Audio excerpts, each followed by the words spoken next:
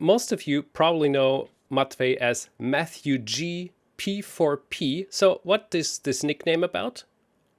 Well, I made it back in the day when I didn't know I would have to play at like higher levels and mainly, yeah, for people to recognize me or whatever. I just wanted, Matthew is just similar to Matvey in as in Russian. It's the Mhm. same kind of version in English as a name, and I thought it would be easier for people to understand.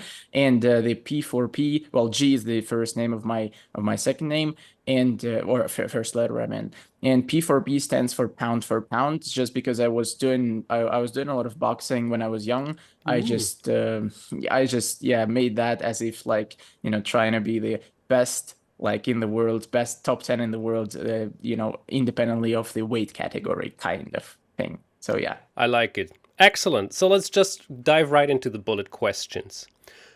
Do you agree with this statement in bullet chess?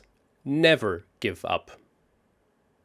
Yeah, you can say almost yes, yes, for sure. Because I would say that if we take like 1 minute or even like 30-second chess, then for sure you can play on because, there's always going to be time to resign. And when we're talking about bullet, it's not as much about like sportsmanship as if we're talking about classical chess. So for sure you have chances almost in any type of position, Mm. and you will always be able to resign later on. So very recently I played a game against Grandmaster from Argentina, Federico Perez Ponce, and I lost my queen very early on in the game for mouse slip, and I eventually won the game. It was a 1 minute game, and I would resign in any other type of chess, but not in bullet. Yeah, very good. Very good example. It's always very satisfying if you can still win after such a mouse slip. For sure. Do you rage quit?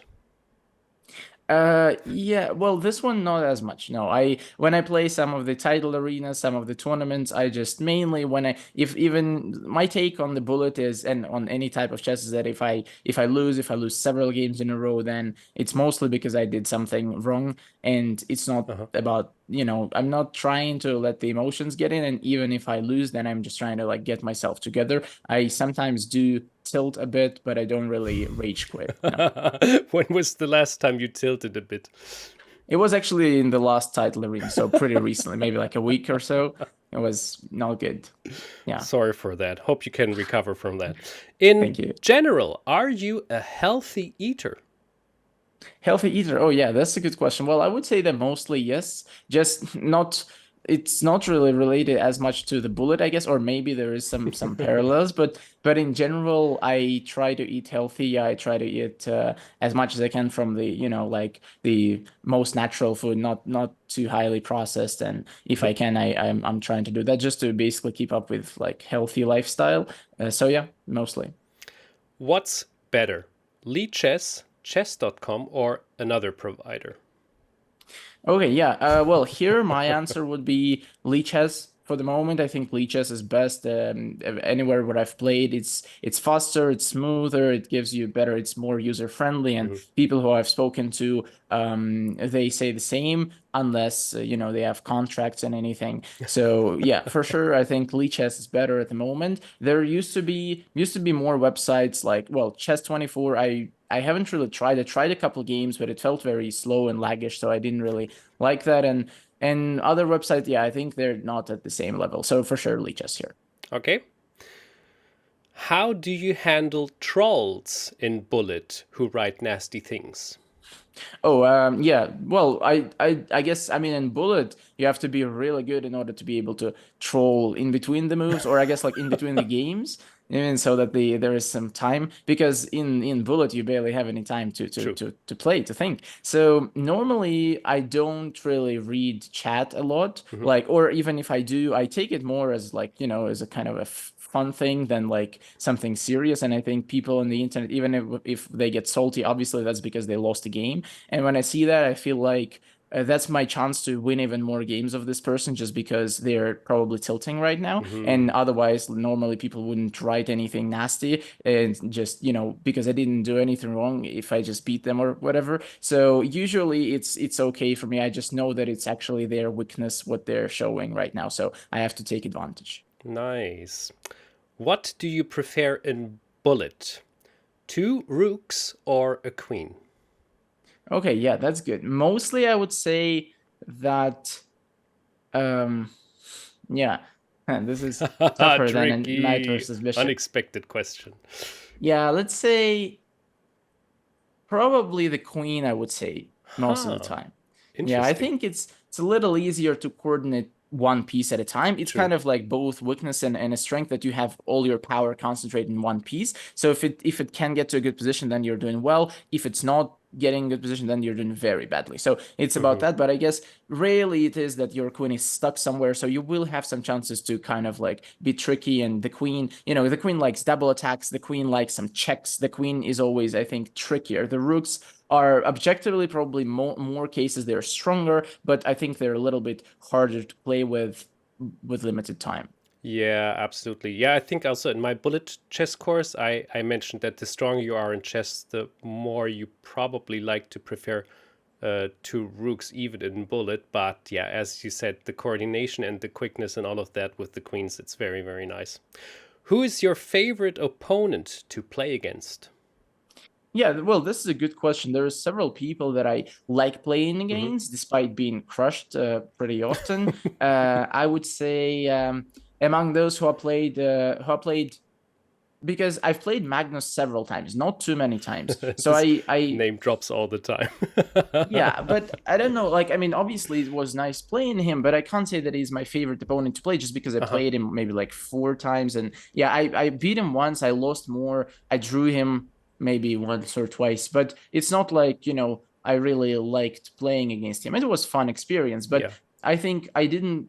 I guess like he's the world champion obviously, so you don't really expect anything else than good play. But I think what I was amazed with, I think whose strength I was amazed with when I was playing against them, it wasn't actually Nakamura or Ferrugia, because I played them also, but they didn't seem like they seemed okay and beatable, and that was okay. But Yeah. I think when I played Daniel Naroditsky in 30-second chess, that's when I got schooled basically, because I think when I was playing in 1 minute, it was actually good. I was like, it was competitive, and Yeah. we played some match on chess.com once. And when I played in 1 minute, I was actually even leading the match, and it felt fine, and that was okay. But then when he's just decided to send me a 30-second chess challenge, and I'm like, okay, well, let's try that. Why not? And maybe like I guess it matters, like the speed of yours and also the bullet expertise Yeah. matters more in 30-second chess, and it's not about only like the speed and nothing else. So with Daniel, I think he's like a perfect player for 30-second chess. I think he is probably his best. He's like better in 30-second chess than in ultra bullet, like 15-second chess, or a normal bullet, like 1 minute. And I think I lost, with no chance, like 18-1 or something like that. Shay, wow. And That's that brutal. actually, that was brutal, but at the same time that was a good lesson. And I was like, Uh-huh. I clearly couldn't keep up with the pace. And what I liked about it is that, like, when I was trying to keep up with the pace, I was starting to make a lot of blunders. And when I was trying to play better chess, I was just much slower. And that's Uh, obviously, you can feel that, when you're playing against better opponents, you know what it is when you get outplayed completely. And that's what I felt back then. So I would say maybe Naroditsky was the one. Like 30-second chess against Daniel Naroditsky was really, I think, educated for me. nice anecdote. Yeah, they Alireza and Daniel Naroditsky had some furious, nice 30-second matches in the last couple of days on Lichess. I was following all of them. Whoever gets 100 points first. Pretty crazy stuff. Okay. Okay, so do you think bullet can be dangerous due to its addictiveness? Oh yeah, well, that's a good question. Yeah, I would say so. I would say that's one of the things I don't like about bullet Huh. is the addiction. And I wouldn't say that I get addicted too much in the sense that I just forget like about time and just play on for Yeah. hours. Probably not, but I sometimes it happened that I had to, let's say, go to sleep, and then I decided to play a couple bullet games, and it went longer. It didn't go like the whole night. Maybe one hour longer than I wanted it to be, or something. When you get in the zone and you win, you lose, you want to give your opponent a chance to win back, but then you also want to win back if you lose. And if it gets competitive, obviously, like usually it's not like one-sided if you're playing against somebody of equal level or so. So yeah, I think it's something certainly to be aware of and something to kind of have, to be able to limit yourself. Maybe if you know that you're prone to being like that, then maybe even using, alarm or something before you start playing, just so that if you have something important, obviously you can do that. But I would say even, that part, and also more even to me, it feels dangerous, the long-term effects of, bullet addiction, not the time when you just sit once and play, but in general, you just get the dopamine pumping when you win a game and when you just play a match or something. And then when you finish, you want to get back at some point. And the longer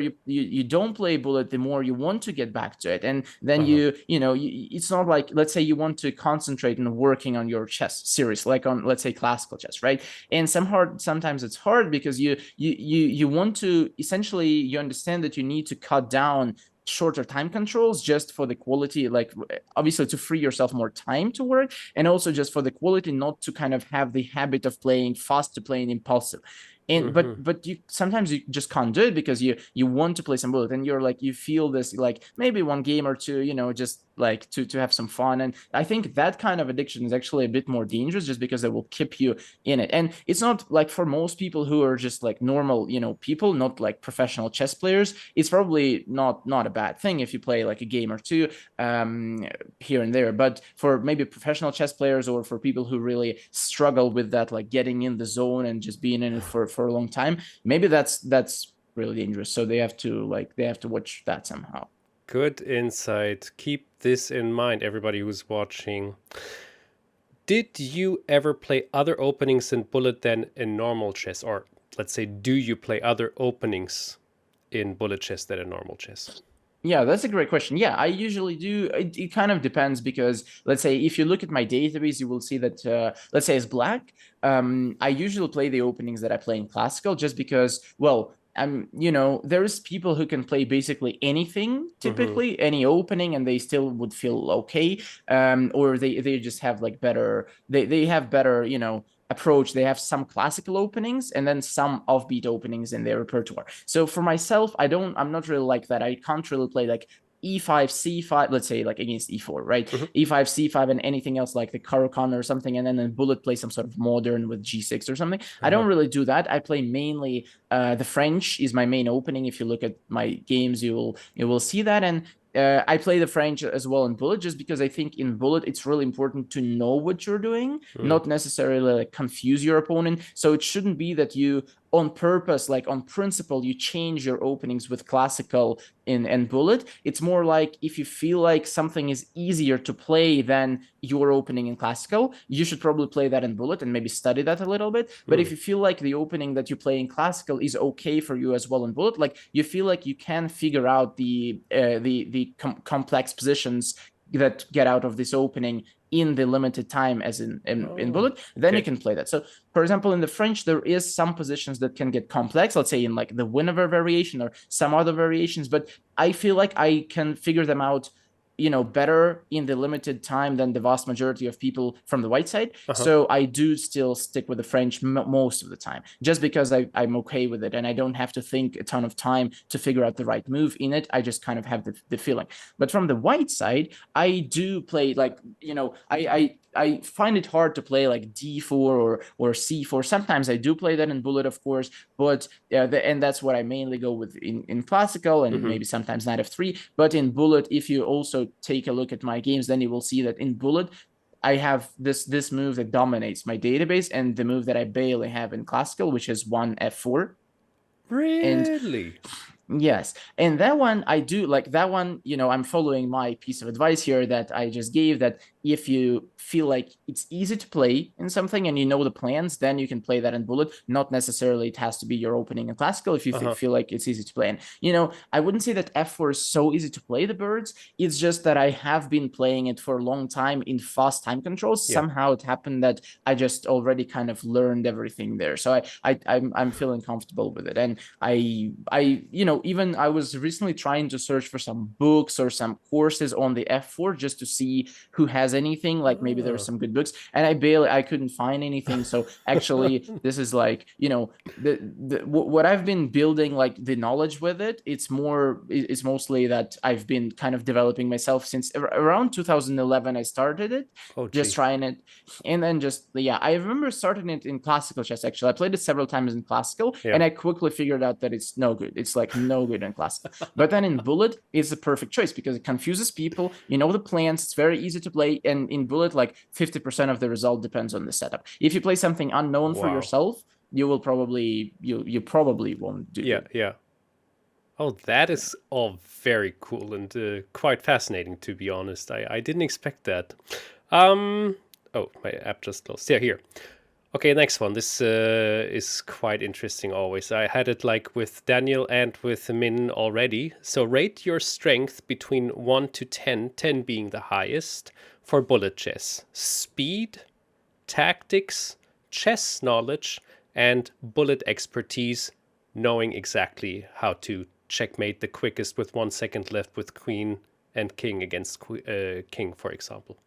Okay, yeah. Well, that's a good question. Yeah, let's see. So speed, I'm definitely not the fastest player, because if I think that it hugely correlates with like ultra bullet skills, and there is people like the Penguin or Amin Ohanian or some other people, or like let's say Dania as well, who are really good in ultra bullet. Like if you take their Lichess, they're like 2600 plus consistently, and I'm clearly not the guy. I'm barely 2400. So I would say speed is maybe like a 6.5 for me, maybe 7 at best. Yeah, because if you compare me with like those guys when it gets to like seconds, then it's really hard. Like for me, maybe I'm faster than many other players, but I just try to kind of like, take the objective number, and then I see how far I actually am from those. So probably it's not too good for me. Tactics is definitely better. So let's say 7 for speed for now. The best bullet chess players in the world keep consistently being very humble here. Okay, tactics 7, yes, keep on. Chess knowledge. Yeah, no, tactics. No, 7 is for speed. Tactics 7 for speed. Better. Okay, yeah. Okay, good. Tactics is better. I would say tactics is maybe, let's say, tactics is probably my strongest point. I think out of maybe let's say 8.5 for now. Yeah, definitely not best. Okay. So we'll just give it that. Yeah, chess knowledge. So chess knowledge is that just kind of the general education of chess. Your chess level basically for bullet. Not for bullet, but like in general, and how you can use it for bullet chess.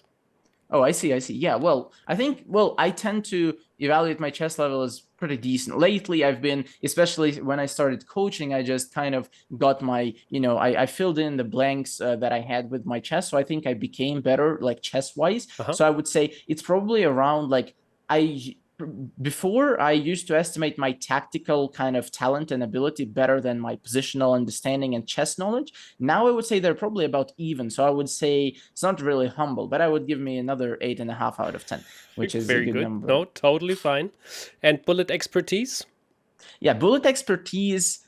I guess I do know how to checkmate with the queen and the king pretty quickly, but at the same time, I would also say bullet expertise kind of feels like it would also mean, there is pre-moving in bullet, but there's also the ability to pre-move correctly, because if you pre-move just mindlessly, then you will fail, because you will not really know what to do. So is bullet expertise also kind of like, anticipation and just being able to all of this, everything you have your expertise to just be better at bullet. Like this is like the absolute main part of my ultimate bullet chess course. Like it's 90%, because there's so many knowledge you get from playing a little. I mean, better than me probably even to play better bullet chess after all. Oh, I see. Okay, well, in that case, I would probably say it's around, let's say 9, because I think that as my speed is not that good, but my expertise, the kind of the experience and the ability to pre-move at the right time, not just kind of quickly pre-move, and like being able to recognize what your opponent's most likely going to do when you're very limited on time, just being able to predict that sometimes just solves the result of the game. So I think there I'm doing okay. So yeah, let's say 9 for probably. Excellent. All right. Okay. Yeah. Thank you for trying. I know it's probably a hard question, but everybody's very, very nice and humble with that. Okay. So this is an interesting one. We didn't have that one before. Would you rather have, once again, a rather have question, a king, two bishops, and a knight versus king and rook, but only 5 seconds left against 15 seconds, or the other way around? Shall I repeat? Yeah. No, I understand. Do you mean there's some pawns on the board or just that? Only those pieces, nothing else. I see. Okay, so in that case, yeah, let me see. 15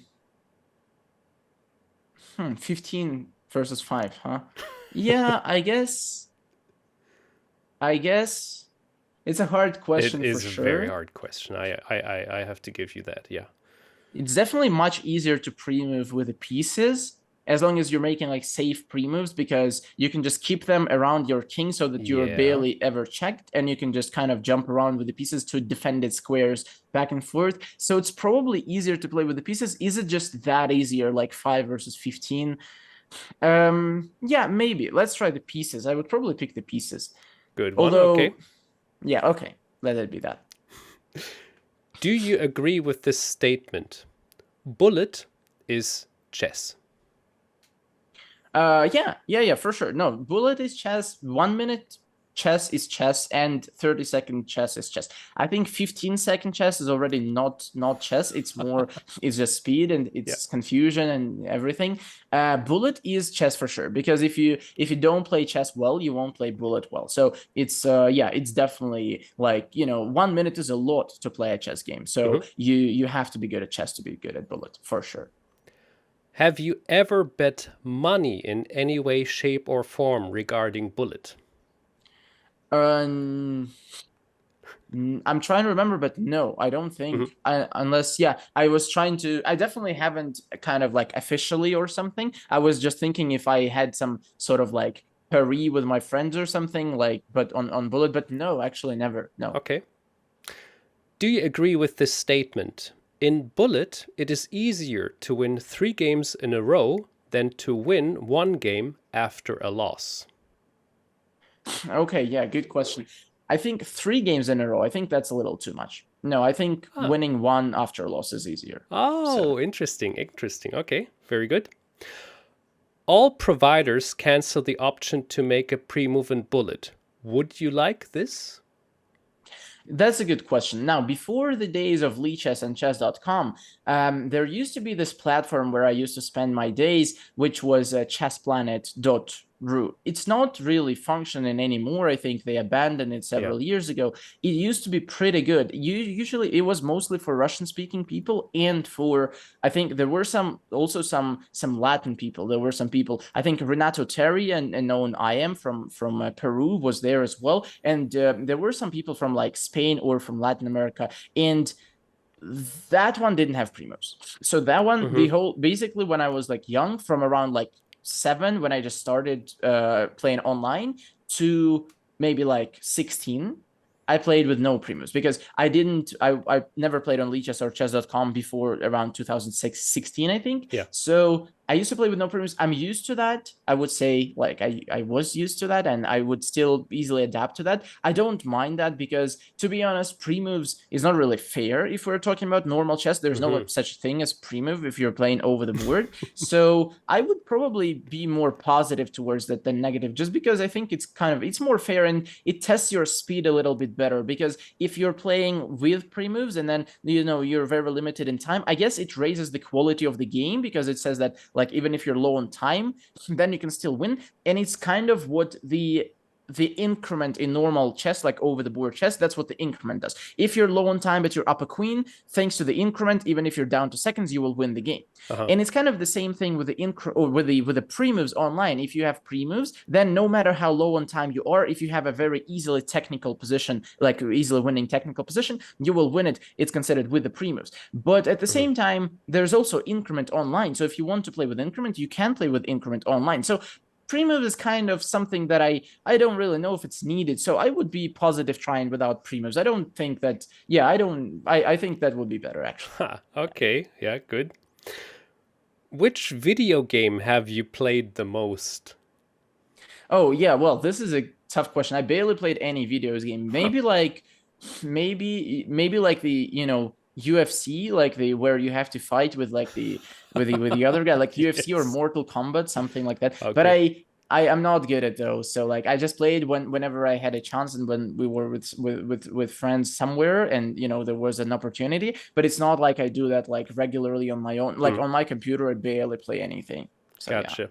I still hope that someone will. I played Mortal Kombat like 10 years. I was one of the best Mortal Kombat. And then everybody was like, okay, I can play Mortal Kombat and I get better in Bullet. Is that what? No, Mutdpro, no. Okay, so who is your greatest Angstgegner, or the opponent you fear to play against the most Oh, okay. in Bullet? Well, yeah. Good question. Can I go with the same that I like playing the most? Absolutely, sure. Yeah, I'm not really sure if it's Daniel Naroditsky again, fear Yeah. to play the most. I guess it's got to be somebody who I have the worst score against. So, yeah, it's very rare that I play a game that like a Bullet game on which a lot depends on, like that would be like really important to my life. So it's more about if I play somebody, and I know I don't really care if I lose to almost anybody in Bullet chess, right? But it's more about gaining experience. So I would say that like I think that has to be somebody that I have the worst score against. So it's probably either Daniel Naroditsky or obviously Andrew Tang. I actually forgot about him when you were asking that question because he hasn't been that active recently. But yeah, one of those guys. Let's go with the Penguin just for diversity. Yeah. But in general, I think they're kind of like very similar in terms of, for me, when I see them play, I think Penguin has a better score, but at the same time, I kind of find it difficult to play against both of them, maybe even a bit more difficult against Dania. Okay. Have you, so this is going back to to an older question. Have you ever screamed out loud after a crucial mouse slip?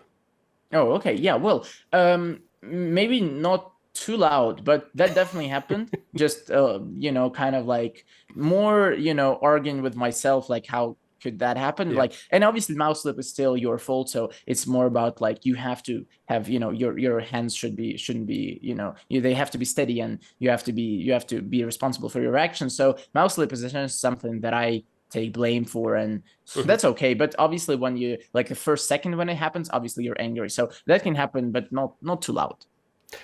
Which mouse model are you using?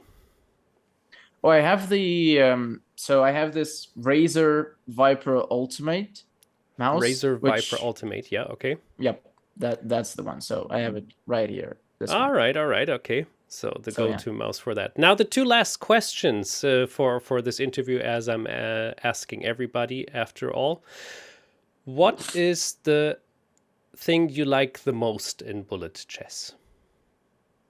All right, so this one probably I would say the relaxing part of Bullet is that you can, when you play, I think when I have a long day and a tough day, then one of the things that I can do to get my stress off, to just get relieved a little bit, just to do something so that I feel like, get my steam off, is playing some Bullet. So several games, it doesn't really matter what the result is. You just want to play. You just want to play fast. You don't want to play a game and then your opponent starts thinking and you're like, okay, I'm tired of this, and you just want to end it already when they're just thinking, and you don't want to think yourself too much. It's been too long of a day.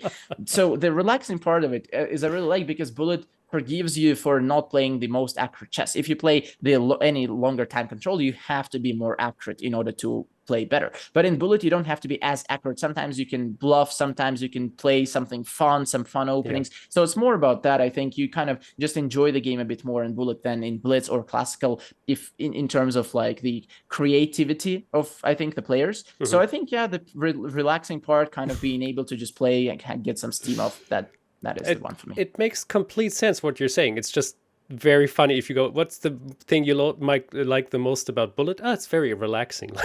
Yeah. Really? No, it really makes sense. What is the thing you dislike the most in Bullet, though?